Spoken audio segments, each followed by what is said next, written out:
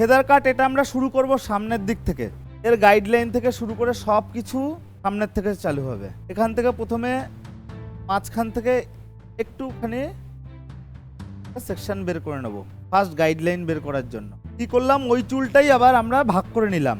অনেকে কি করবে, আবার এই জায়গাটাও হয়তো ভাগ করবে অনেকে, এটা তোমাদের ইচ্ছে।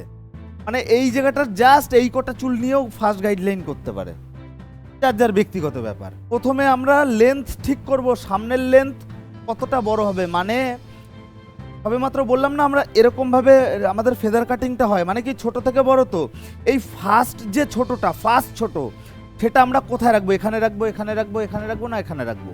মানে বুঝতে পারছো, যদি এখানটায় রাখি এরপর থেকে চালু হবে, যদি এখানে রাখি এরপর থেকে চালু হবে, যদি এখানে রাখি এরপর থেকে চালু হবে। তো আমরা ফার্স্ট সেটা আমাদের ডিসাইড করতে হবে আমরা কোথা থেকে রাখবো, এবং সেই ডিসাইডেড জায়গাটা একটা অ্যাভারেজ একটা জায়গা থাকে। অ্যাভারেজ জায়গা হচ্ছে সবসময় এই যে কাটিংয়ের সময় এই যে চিন ঠোঁটের নিচে সবসময় এই যে এই থুতনি এরিয়া অথবা এই থুতনির থেকে একটু নিচে, সবাই এরকম জায়গা থেকে মোটামুটি শুরু করে।